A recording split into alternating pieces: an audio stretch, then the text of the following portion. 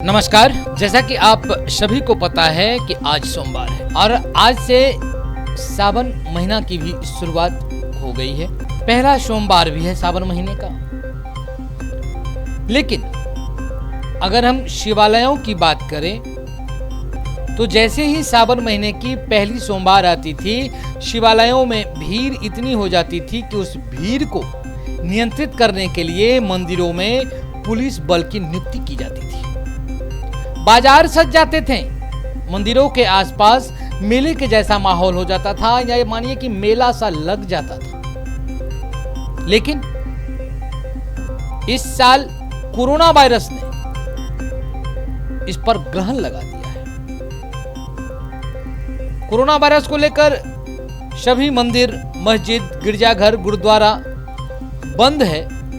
जो दैनिक दिनचर्या का पूजा है वही मात्र हो रही है। लेकिन इतने विकट स्थिति होने के बाद भी भक्त मानने वाले कहां हैं? हिम्मत करके किसी भी तरीके से ये दृश्य मैं आपको दिखा रहा हूं। ये माधेश्वरनाथ महादेव श्यामा मंदिर परिसर का है, जहां हजारों की संख्या में लोग शिवालय पर जल चढ़ाकर, पुष्प अर्पित कर अपनी आराध्य देव का आराधना किया करते थे। लेकिन आज स्थिति ये है कि इस कोरोना वायरस के कारण मंदिर के मुख्य द्वार पर ताले लगे हैं। बावजूद भक्त मंदिर के बंद द्वार से ही अपने आराध्य देव महादेव को जल अर्पण करते हैं। बेलपत्र, फूल, दुर्वादल, जो विधि विधान है उसके साथ सब श्रद्धा के साथ अर्पित करते हैं और वहीं से आशीर्वाद लेते हैं। ऐसा नहीं है कि मंदिर साहब सुना रहा, थोड़ी सी चहल पहल तो देखी ही गई, लेकिन कोरोना वायरस का असर निश्चित तौर पर इस सावन के सोमवारी में देखा गया। सावन की पहली सोमवारी में लोग तो 2019 में तो अपार भीड़ रहती थी, आप लोग भी आते थे। इस बार लोग घर में ही रहना चाहते हैं, सरकार की गाइडलाइन का पालन करना चाहते हैं। जितने आम दिन लोग आते थे उतना भी लोग आज नहीं आए हैं सुबह से। जो आए तो सरकार के दिशा निर्देश को पालन कर रहे हैं। तो बाबा का जलाभिषेक किस तरह किया जाएगा? बाबा से वही प्रणाम करने का, श्रद्धार्पण करने का, क्योंकि सरकार भी प्रचार के, नगर आयुक्त के प्रचार के माध्यम से कहा गया कि 65 वर्ष से ज़्यादा उम्र वाले न आए, गर्भवती महिला न आए, कहीं से टीका न लगाएं, मंदिर को स्पर्श न करें मूर्ति को, इसलिए बंद किया हुआ है। लोग प्रणाम करके जाते हैं। गेट में ताला लगा हुआ है? ताला लगा हुआ। श्रद्धालु बाहर से ही पूजा करके अपना बाहर जाए। से ही पूजा करते। क्या नाम है आपका? सुखचंद्र झा। कौन सा मंदिर ये? माधवेश्वरनाथ महादेव मंदिर। क्या है आप? पुजारी।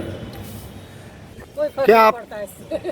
कोई फर्क नहीं पड़ता है। आप कह रहे हैं कि घर से ही पूजा, अगर मना रहता घर से भी करते तो नहीं करते। आप कहते श्रद्धा होनी चाहिए। जी जी जी। क्या नाम हुआ आपका मैडम? ललिता झा।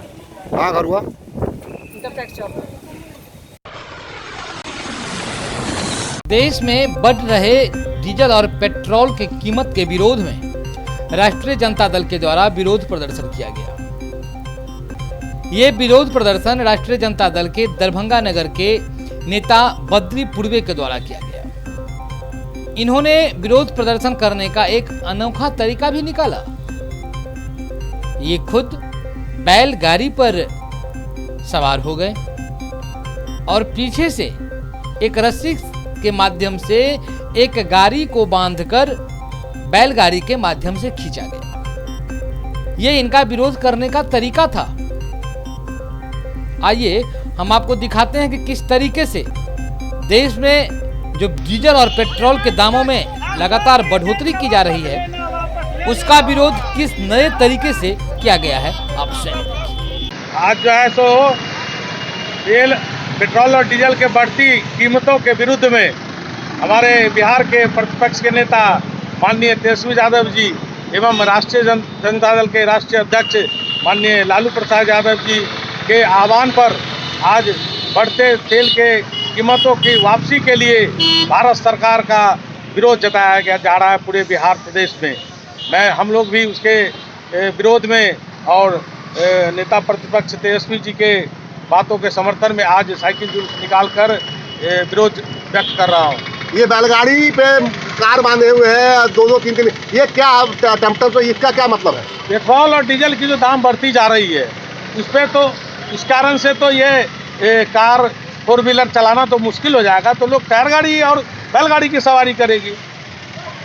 क्या नाम हुआ आपका? बद्री कुमार पूर्वे, क्या है आप आरजेडी में? उपाध्यक्ष व्यवसायी प्रकोष्ठ बिहार प्रदेश राष्ट्रीय जनता। लॉकडाउन के दौरान जो साइकिल गर्ल के नाम से विख्यात ज्योति कुमारी अपने पिता को लेकर दिल्ली से दरभंगा आ गई थी। सोशल मीडिया पर उसके खिलाफ में न्यूज वायरल कर दिया गया जो उसकी मृत्यु हो गई है। इस समाचार को उन्होंने कहा है कि सोशल साइट पर आ रही खबर पूरी तरीके से असत्य है। उन्होंने मामले को स्पष्ट करते हुए कहा कि जिले के पतौर सहायक थाना क्षेत्र के पतौर गांव में पिछले बुधवार को बगीचे से एक लड़की का शव बरामद किया गया था, जिसकी पहचान ज्योति पासवान के रूप में की गई, जिसे कुछ लोगों ने मृत ज्योति पासवान को साइकिल गर्ल ज्योति मानकर अफवाह फैला दी। वहीं वरीय पुलिस अधीक्षक ने बताया कि ज्योति के पिता ने कमतौल थाना में पोर्टल चलाने वाले लोगों के खिलाफ प्राथमिकी दर्ज कराई है। दोनों लड़कियों का नाम एक जैसा होने के कारण यह अफवाह। हमको तो वो भी नहीं पता कि कौन सा गांव का है, लेकिन मेरा ही नाम का है वो लड़की, और जैसी है बहुत अच्छी थी, लेकिन हम तो जिंदे आ झूठ को बोल दिया ये ज्योति मर गई। मोबाइल में देखे सर, फेसबुक पर दिखाया गया, जमाई जी जैसे ऐसी बात लिखा हुआ है, हमारे भी व्हाट्सएप पे भेटा था, तो काफ़ी दुख हुआ सर। ऐसी बात नहीं होनी चाहिए जो मर गई है। हम लोग को फ़ोन आना चाहिए हो गया सर, काफ़ी बार लोगों से आया जो आपकी ज्योति सही है, ये बात गलत तो नहीं। हमने बोलो जो नहीं सर ये बात तो सही है, जो ज्योति अभी हमारे घर पे महफूज है। दोनों बेटी ही समान है, नाम भी ज्योति है। मुझे बहुत दुख है इस बच्चे के बारे में, जो कुछ बोला है हमारे बच्चे के बारे में बहुत दुख है। दोनों बेटी है हमारे समान है, ये चीज़ नहीं होना चाहिए जो किसी को बदनाम करे। आइए अब आपको हम दिखाते हैं कि किस तरीके से दरभंगा के वरीय पुलिस अधीक्षक बाबूराम ने सोशल मीडिया पर चलाए जा रहे इस भ्रामक खबर, झूठी खबर को कैसे नकारा है। आप स्वयं ये 1 जुलाई को पतौर में एक 12 साल की बच्ची की लाश मिली थी। बच्ची के अपने घर से नज़दीक में पड़ोसी का घर था, उसके घर के कैंपस में ही आम के कुछ पेड़ थे, वहाँ पे बच्ची की लाश मिली थी, जिस पे बच्ची के परिजनों ने घर के मालिक पर यह आरोप लगाया था कि उन्होंने पति पत्नी और एक पड़ोसी ने मिलकर बच्ची के साथ बलात्कार करके हत्या कर दी। उस पर हम लोगों ने पोस्टमार्टम कराया, तो पोस्टमार्टम में ये बात सामने आई कि बच्ची की मृत्यु इलेक्ट्रिक करंट लगने से हुई थी और कहीं भी बलात्कार या सेक्सुअल असॉल्ट की पुष्टि नहीं हुई है पोस्टमार्टम रिपोर्ट में। और इसके अलावा हम लोगों ने पाया था पीओ पे कि घर के चारों तरफ बिजली का एक नंगा तार लगाया गया था और ग्रामीणों ने भी बताया था कि गृहस्वामी हमेशा इस तार में करंट छोड़ के रखते थे ताकि अपने बागान की, अपने घर के कैंपस की रक्षा कर सकें। तो इसमें मकान मालिक की प्रथम दृष्टया ये लापरवाही तो है, जिसकी वजह से एक बच्ची की जान चली गई है और इसके लिए उनकी गिरफ्तारी के लिए हम लोग प्रयासरत हैं। जल्दी उनकी गिरफ्तारी हो जाएगी। उनकी पत्नी को गिरफ्तार करके जेल भेजा जा चुका है। इसी मामले में कल से हम लोगों को खबर मिली है कि सोशल मीडिया पर इस खबर को तोड़ मरोड़ कर एक दूसरे मामले से जोड़ा जा रहा है।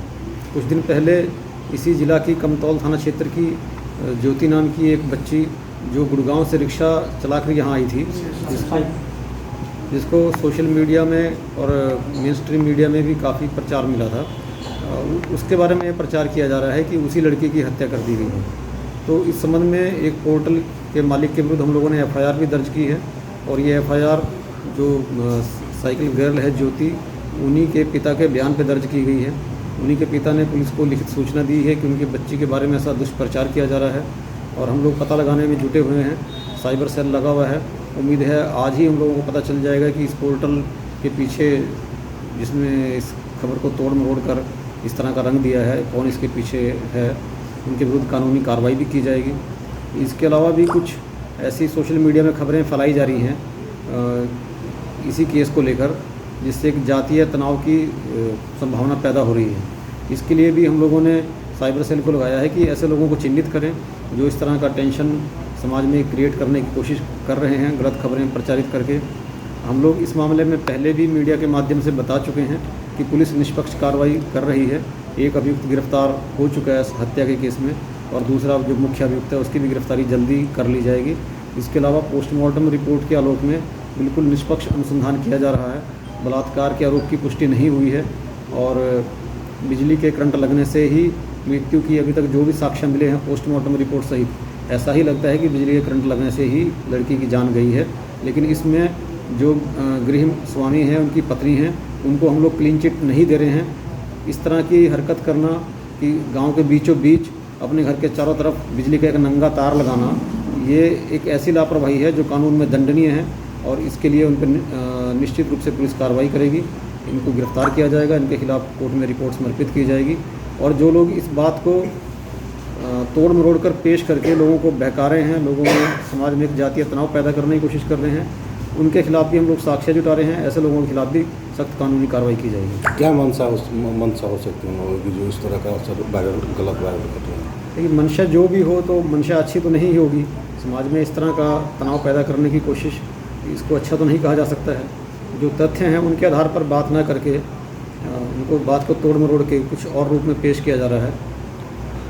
तो किस तरह की कार्रवाई की जा सकती है? अगर सोशल मीडिया में या इलेक्ट्रॉनिक मीडिया में इस तरह का दुष्प्रचार किया जाता है जो तथ्यों पर आधारित नहीं है और जिससे समाज में तनाव पैदा होता है, दो जाति के बीच में तनाव पैदा होता है, तो ये एक दंडनीय अपराध है और इसमें समुचित धाराओं के तहत कानूनी कार्रवाई की जाएगी। जांच का जिम्मा किनको दिया है और जांच का जिम्मा किनको दिया है? इसमें एसडीपीओ के नेतृत्व में टीम गठन किया गया है। टीमें छापामारी में लगी हुई हैं और जल्दी ही गिरफ्तारी भी होगी और पोस्टमार्टम रिपोर्ट और गवाहों के बयान से जो चीज़ें सामने आई हैं, अभी तक इस मामले में बलात्कार की पुष्टि नहीं हुई है और जो मृतका बच्ची है उसके परिजनों से भी हम लोग संपर्क में हैं। उनकी हर शंका का हम लोग समाधान करेंगे और निष्पक्ष अनुसंधान किया जाएगा। क्या संदेश देना चाहेंगे सर कि सोशल मीडिया के जो लोग यूज करते हैं उस पर उनको कुछ अपने तरफ से?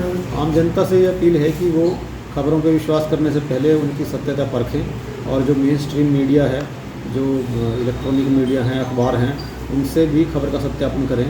और दरभंगा पुलिस की वेबसाइट है, हम लोग इस पर भी सूचना डालेंगे, इससे भी सत्यापन करें। कुछ सोशल मीडिया में कुछ खबरें हैं जो भ्रामक होती हैं, गलत उद्देश्य के साथ डाली जाती हैं। ऐसी खबरों पे आमजन आंख बंद करके विश्वास ना करें, उनकी सत्यता जरूर परखें। तो ज्योति के पिता ने क्या आवेदन दिया है? उन्होंने आवेदन दिया है कि उनकी बच्ची के बलात्कार और हत्या के संबंध में एक गलत खबर बनाकर सोशल मीडिया में प्रचारित की जा रही है, जबकि उनकी बच्ची घर पर स्वस्थ है, सुरक्षित है और उन्होंने कानूनी कार्रवाई करने के लिए आवेदन दिया है, जिसके आधार पर एफआईआर कमतौल थाना में दर्ज की गई। तो उन्होंने लिखित किसी पर नाम एफआईआर किया है कि उसमें एक साइबर पोर्टल का एक नाम दिया गया है और उस पोर्टल के स्वामी कौन है, संचालक कौन है, ये पता हम लोग आज कोशिश करेंगे कि आज ही उसका पता चल जाए और कल कोर्ट में उनके खिलाफ हम लोग वारंट के लिए अप्लाई करेंगे। संस्थाओं की पहचान समाजोपयोगी गतिविधियों से होती है। सेवा, संस्कार एवं स्वावलंबन पर संस्था का मुख्य फोकस होना चाहिए। सभी सदस्य आपस में चिंतन मनन कर समाज सेवा की ओर अग्रसर हों। उक्त बातें भारत विकास परिषद के राष्ट्रीय संगठन मंत्री सुरेश जैन ने मुख्य अतिथि के रूप में नवगठित भारतीय मंडल शाखा दरभंगा का ऑनलाइन उद्घाटन करते हुए कहा। साथ ही उन्होंने कहा कि कोरोना महामारी के दौर में हम छोटे छोटे कार्य के द्वारा लोगों को स्वावलंबी बना सकते हैं, अतः आपसी सामंजस्य से सेवा कार्य को मूर्त रूप देना चाहिए। सम्मानित अतिथि के रूप में राष्ट्रीय संयुक्त महामंत्री डॉक्टर वाल्मीकि कुमार ने कहा कि परिषद समाज के प्रबुद्ध एवं समृद्ध व्यक्तियों का संगठन है जो समाज सेवा के लिए सदियों से जाना जाता है। इस शाखा की गतिविधियों की सराहना करते हुए आशा व्यक्त किया गया कि शाखा इसी तरीके से सक्रिय रहेगी और समाज में शोषित और पीड़ित व्यक्तियों की सेवा करने के लिए अपनी सेवा हमेशा देती रहेगी। आइए अब आपको हम दिखाते हैं कि उद्घाटन समारोह के बाद मीडिया से मुखाबित होते हुए भारतीय मंडल शाखा के नवनिर्वाचित पदाधिकारी। आज भारतीय मंडल शाखा भारत विकास परिषद की इसकी एक बैठक हुई है श्री रामन अग्रवाल के निवास स्थान पर और इसमें बहुत सारे लोग फिजिकली भी उपस्थित हुए और जो लोग नहीं उपस्थित हो सके उनका ऑनलाइन वो लोग इसमें जुड़े हैं और इसमें अध्यक्ष, सचिव और कोषाध्यक्ष 3 लोगों का निर्वाचन हुआ है और हम लोग इसका जो विशेष कार्यक्रम जो होगा उसकी रूपरेखा तैयार की गई है। जगह जगह जो कार्यक्रम होगा उसकी विस्तृत विवेचना की गई है और हम लोगों को बतलाया गया कि कैसे हम लोग इसको और आगे की कौन वैभव की उस राष्ट्र को ले जाने के लिए क्या क्या कर सकते हैं। धन्यवाद। मैं अनिल कुमार, भारत विकास परिषद भारतीय मंडल शाखा के अध्यक्ष और retired United bank of India से। धन्यवाद। भारत विकास परिषद की भारतीय मंडल शाखा दरभंगा जो पिछले 10 मई को स्थापित हुई थी, उसमें सदस्य पूरे हो गए हैं। उसी का आज विधिवत रूप से उद्घाटन का कार्यक्रम हुआ है। इसके उद्घाटनकर्ता श्री सुरेश जैन, राष्ट्रीय संगठन मंत्री भारत विकास परिषद दिल्ली हैं और इसमें मुख्य अतिथि के रूप में श्री SN पांडा, राष्ट्रीय उपाध्यक्ष पूर्वी क्षेत्र भारत विकास परिषद उपस्थित हुए। इसके साथ साथ सम्मानित अतिथि के रूप में डॉक्टर वाल्मीकि कुमार, राष्ट्रीय संयुक्त महामंत्री भारत विकास परिषद और विशिष्ट अतिथि के रूप में मिथिलेश कुमार वर्मा, राष्ट्रीय संगठन बिहार, भारत सरकार भारत विकास परिषद उपस्थित हुए। इसके अलावे प्रांत के अध्यक्ष श्रीमती उषा वर्मा, प्रांत के वित्त सचिव श्री संजय श्रीवास्तव, छपरा से संगठन मंत्री उत्तर बिहार प्रांत पुनीतेश्वर जी और हमारे वर्तमान इस शाखा के नवनिर्वाचित अध्यक्ष श्री अनिल कुमार जी, वित्त सचिव के रूप में इंजीनियर श्री रमन अग्रवाल जी और इस कार्यक्रम में विभिन्न लोग उपस्थित हुए। खास करके यहाँ पर दिलीप कुमार महासेठ, दीपक बंसल, डॉक्टर अंजू कुमारी, डॉक्टर रेणु अग्रवाल, डॉक्टर शंकर झा, राजकुमार गणेशन, डॉक्टर भारत कुमार मंडल। इसके अलावे बहुत सारे सदस्य ऑनलाइन जुड़े, चूँकि कोविड-19 का मामला है इसलिए अधिकांश लोग घर से ही ऑनलाइन जुड़े हैं और आज विशेष रूप से एक वरिष्ठ नागरिक भी हमारे बीच हैं, श्री राम बाबू प्रसाद जी भी उपस्थित हैं जो अभी सदस्य कुछ दिन पहले ही इसमें बने हैं और जो हमारे अतिथि हैं उन लोगों का मार्गदर्शन मिला। इस शाखा का विधिवत केंद्र, प्रांत और क्षेत्र में मान्यता के रूप में आज उद्घाटन किया गया और अब यह शाखा और भी गति से आगे बढ़ेगी। बिहार प्रदेश राष्ट्रीय जनता दल के निर्देश पर अनुसूचित जाति जनजाति प्रकोष्ठ के प्रदेश अध्यक्ष अनिल कुमार साधु के द्वारा हायाघाट प्रखंड के पतौर ओपी के अंतर्गत पतौर के ज्योति कुमारी की निर्मम हत्या कर दी गई थी। इसके लिए पीड़ित परिवार से संवेदना व्यक्त करते हुए और निष्पक्ष जांच कर दोषियों पर कानूनी कार्रवाई करने की मांग की गई है, जिसमें दरभंगा के बहादुरपुर के विधायक भोला यादव, पूर्व महापौर ओम प्रकाश खेरिया, जिला अध्यक्ष राम नरेश यादव के सहित राष्ट्रीय जनता दल के कई और अन्य बड़े नेता भी मौजूद थे।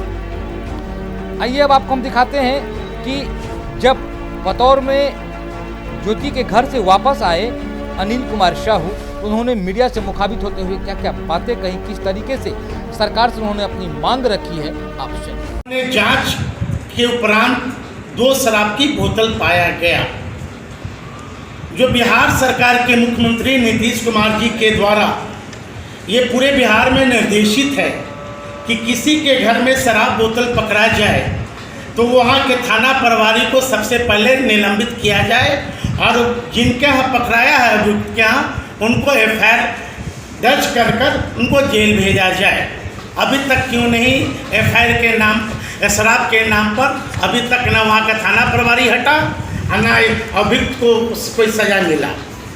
तीसरा है, अभियुक्त की पत्नी के द्वारा जिन लोगों पर केस दर्ज किया गया है उन्हीं लोगों के ऊपर स्थानीय पतौर थाना द्वारा केस दर्ज किया गया है। अभियुक्त और पुलिस में ये कैसा मेल है? हमें ऐसा प्रतीक होता है कि जानबूझकर किसी यहाँ की जो प्रशासन है माननीय सांसद, स्थानीय सांसद के दबाव में ये जो गरीब दलित वर्ग से जो आती हैं, जिनके घर में बेटी का बलात्कार खुलेआम हुआ हो, उनको जानबूझकर उन्हें दबाव बनाया जा रहा है प्रशासन के द्वारा, और प्रशासन के द्वारा धमकी दी जा रही है कि यदि कोई तुम लोग आगे बढ़ोगे तो फिर तुम्हें केस में फंसाएंगे। पचमा, जिनकी बच्ची की हत्या की गई है, उनके सुरक्षा का कोई इंतजाम सरकार के द्वारा या प्रशासन के द्वारा नहीं किया गया है, जबकि जो मुख्य अभियुक्त हैं उनके घर पर अभी भी वहाँ सुरक्षा गार्ड, बिहार सरकार के सुरक्षा गार्ड लगाया गया। यहाँ के जो बाबूराम सीनियर एसपी हैं और यहाँ के प्रशासन से हम लोग मांग करते हैं कि ये कैसा मतलब न्याय है कि जो मुख्य अभियुक्त है उसके घर पर सुरक्षा बढ़ा दी गई है, और जो दलित वर्ग से जो महिला आती हैं जिनकी बलात्कार हुआ है, उन्हें कोई तरह की सुरक्षा नहीं। इसका मतलब सरकार और प्रशासन चाहती है कि इसी तरह पूरे बिहार में दलितों की माँ बहनों के साथ खुलेआम बलात्कार हो, और जो दोषी व्यक्ति हैं उनको इसी तरह मनोबल को बढ़ाया जाए। पचमा, अभियुक्त की पत्नी के द्वारा बिजली की नंगी तार की बात की गई, एफआईआर की गई है। जो शंकर मिश्रा जी हैं, उनके पत्नी के द्वारा एफआईआर किया गया है कि वो नंगी तार के चलते बच्ची मरी है। हम लोग घटनास्थल पर गए, वहाँ कोई नंगी तार का हम लोगों ने तार नहीं देखा। पुलिस उसी बात को समर्थन भी कर रही है, कहा कि हत्या का आरोप समाप्त करने का साजिश तो नहीं। ये प्रशासन पर हम लोग आरोप लगा रहे हैं कि इसकी जांच सीबीआई से करनी चाहिए, होनी चाहिए। और जो मुख्यमंत्री और बिहार के जो डीजीपी जो खुलेआम कहते हैं कि बिहार में जो भी अपराध हो, अपराधी को हम बिल से निकाल पाएंगे, कि ये इसी तरह घटना अभी मुजफ्फरपुर में भी एक नाबालिग 8 साल की बच्ची के साथ खुलेआम बलात्कार कर एक विशेष जाति के द्वारा उसे तेजाब डालकर उसे नदी में फेंक दिया गया। उसी तरह आपको जानकारी होना चाहिए, मधुबनी के अंदौली गांव में कुछ माह पहले, वहाँ मैं भी घटनास्थल पर गया था, माननीय तेजस्वी यादव जी ने हम लोगों को घटनास्थल पर भेजे। वहाँ भी इसी तरह दोषी को नहीं पकड़ा गया। स्पीड अनुसूचित जाति जनजाति प्रकोष्ठ के प्रदेश अध्यक्ष साधु जी ने विस्तार से बिंदुवार रखा है, और इस पूरे प्रकरण को देखने के बाद ऐसा लगता है जो कहीं न कहीं भारतीय जनता पार्टी के स्थानीय सांसद और भारतीय जनता पार्टी के एनडीए के मिनिस्टर के द्वारा दबाव देकर के इस केस का लीपापोती किया जा रहा है। क्या एनडीए को दलित वोट का जरूरत नहीं है? जब वोट लेने की बारी होती है तो ये लोग कहते हैं दलित प्रेम दर्शाते हैं। अभी दलित बेटी के साथ निर्मम हत्या किया गया, उसका बलात्कार किया गया, और उसमें ये लोग राजनीति कर रहे हैं। बहुत घृणित बात है। मैं उन तमाम लोगों को आगाह करना चाहता हूँ जो लोग दलित प्रेम दिखा करके वोट लेने का काम किए और असली हिंदू बना करके लोगों से वोट लेने का काम किए, जबकि जब उस समय आता है जब उनके ऊपर में अत्याचार होता है तब वो असली हिंदू नहीं रहते हैं, तब वो नकली हिंदू हो जाते हैं। और जब उनको वोट लिया हुआ हो जाता है तो वो नकली हिंदू हो गए। अब उसके साथ तुम जो भी करो वो माफ़ है और सरकार का संरक्षण प्राप्त है। नहीं तो जिस तरह से हम लोग जगह देख करके आए हैं, अभियुक्त को सुरक्षा दिया जा रहा है, और जो जिसके साथ घटना हुआ यहाँ के स्थानीय पुलिस के द्वारा, यहाँ के स्थानीय इंस्पेक्टर के संरक्षण में उसके ऊपर में लाठी चलाई जा रही है। महिलाओं के घर में घुस करके दलित महिलाओं को पीटा जा रहा है। ये कौन सा न्याय है? मैं दरभंगा के सीनियर एसपी साहब से जानना चाहता हूं, जो आप भी जिस समाज से आते हैं उसके ऊपर में प्रश्न चिन्ह लग रहा है और आपके ऊपर में भी प्रश्न चिन्ह लग रहा है। बेता चौक हनुमान मंदिर के सामने वाली गली में आज दरभंगा हार्ट सेंटर की शुरुआत की गई। प्रसिद्ध कार्डियोलॉजी डॉक्टर प्रवीण कुमार झा ने हार्ट संबंधी बीमारियों से लोगों को निजात दिलाने के लिए इस हॉस्पिटल की शुरुआत की है। शुरुआत करने के बाद डॉक्टर प्रवीण ने कहा कि रिम्स रांची में अपनी सेवा दे रहे हैं और इसी के मन से अपने प्रदेश के लोगों को भी स्वास्थ्य का ख्याल रखने का ख्याल आया तो यहाँ पर इस हॉस्पिटल की शुरुआत की गई है। आइए अब आपको हम दिखाते हैं कि हॉस्पिटल के उद्घाटन करने के बाद डॉक्टर प्रवीण कुमार ने मीडिया से मुखातिब होते हुए क्या क्या बातें कही, क्या क्या सुविधाएं उनके यहाँ, क्या फैसिलिटीज हैं। मेरा नाम डॉक्टर प्रवीण झा हुआ। मैंने MBBS SKMCH मुजफ्फरपुर से पास किया हूँ, MD मेडिसिन रिम्स रांची से, और उसके बाद फिर मैं 3 साल का DM कार्डियोलॉजी कोर्स किया हूँ निगम शिलोंग से। वहाँ से पास करने के बाद मैं 2 साल तक रिम्स रांची में सहायक प्राध्यापक के पोस्ट पर कार्डियोलॉजी डिपार्टमेंट में पद पे था, और वहीं पे फिर मैं अपने मरीजों का देखभाल कर रहा था।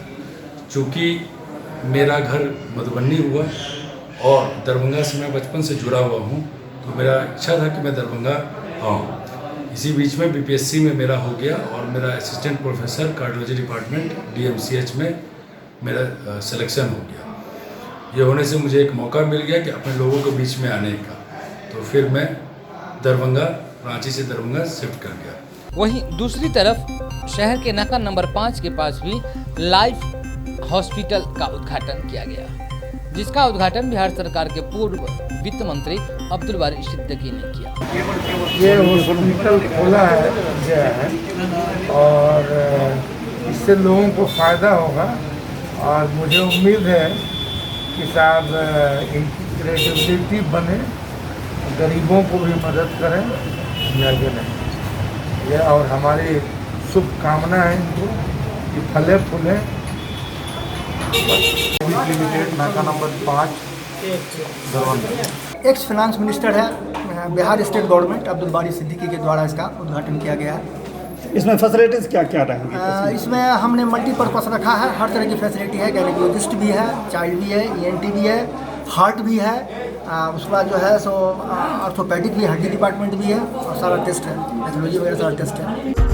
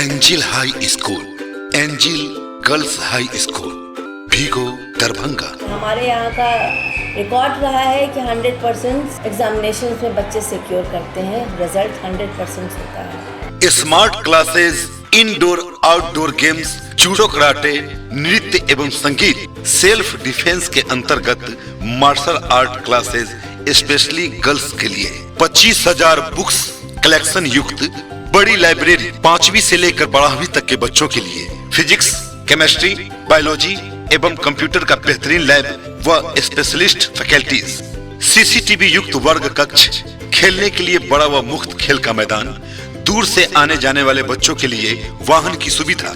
BPL कार्ड जो भी बच्चों का है उसमें इस ईयर भी 10 स्टूडेंट्स फ्रॉम स्टैंडर्ड 1 फ्री में उनका एडमिशन्स होगा। और उनको जो भी फैसिलिटी प्रोवाइड की जाएगी वो एंजल हाई स्कूल करवाएगी। और इन सभी कारणों से मैं जो देख रहा हूँ अपने एंजल हाई स्कूल में जितने भी एजुकेटेड लोग हैं वो अब आहिस्ते आहिस्ते हमारी तरफ खींचते चले आ रहे हैं। मैं उन सभी लोगों का शुक्रिया अदा करता हूँ। Angel High School, Angel Girls high school, भीगो, Darbhanga. सत्र 2020-21 के लिए नामांकन प्रारंभ।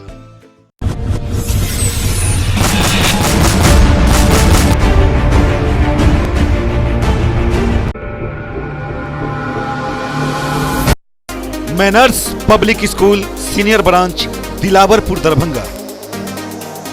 हमारे यहाँ बच्चों के लिए पठन पाठन की उत्तम व्यवस्था,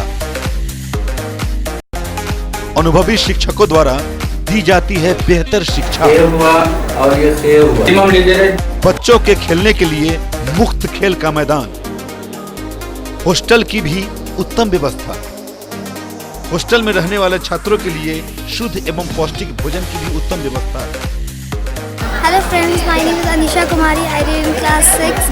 मैं अपने स्कूल के बारे में बताना चाहती हूँ। मेरा स्कूल बहुत अच्छा है। यहाँ पे अलग अलग चीज़ सिखाई जाती है, कला प्रतियोगिता होती है, स्पोर्ट्स होते हैं और यहाँ पे कंप्यूटर लैब, स्मार्ट क्लासेस है और स्कूल से बहुत खुश हूँ। मैनर्स पब्लिक स्कूल में अच्छा से अच्छा शिक्षा देना चाहते हैं। शिक्षा के माध्यम से हम बच्चे को जिस क्षेत्र में जाना चाहते हैं, चाहे वो मिथिला पेंटिंग हो, चाहे वो मतलब ड्राइंग हो, जो भी है कला हो, जिस क्षेत्र में हमारे बच्चे जाना चाहते हैं उसके लिए हम तत्पर रहते हैं। बच्चों के उज्जवल भविष्य के लिए एक बार Manners Public School Senior Branch में जरूर नामांकन करवाएं। सत्र 2020-21 के लिए नामांकन प्रारंभ। मैं मैनर्स पब्लिक स्कूल के निर्देशक उमेश कुमार यादव बोल रहा हूँ। मैनर्स पब्लिक स्कूल मैंने अपने इस पिछड़े हुए इलाके के विकास के उद्देश्य से यहाँ स्थापना किया था और उस विकास में हमेशा मैं तत्पर रहता हूँ। इस स्कूल के बच्चे बहुत आगे बढ़े हैं।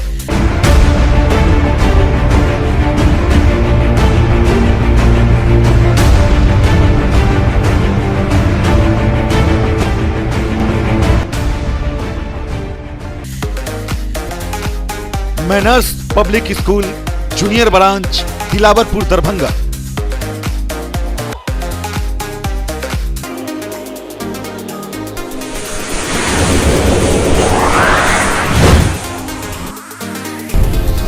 हमारी विशेषताएं लगातार कम शुल्क में उच्च कोटि की शिक्षण व्यवस्था।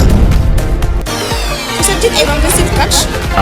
मैं ऋषिकेश कुमार, उप निर्देशक manners Public school Dilawarpur Junnar Darbhanga. शिक्षा मनुष्य की बेसिक चीज होती है। ये विद्यालय 2 जनवरी 1995 से स्थापित है। मेरे बच्चे एक अच्छे स्कूल में पढ़े। योग्य एवं अनुभवी शिक्षक एवं शिक्षिका, हिंदी, अंग्रेजी, संस्कृत एवं उर्दू में से 3 भाषाओं का अध्यापन, कंप्यूटर लैब, CCTV से युक्त वर्ग कक्ष, जिसमें हमारे बच्चे उस शिक्षा को ग्रहण कर अपनी उज्जवल भविष्य की ओर अग्रसरित होते हैं। विज्ञान प्रयोगशाला, पुस्तकालय की व्यवस्था,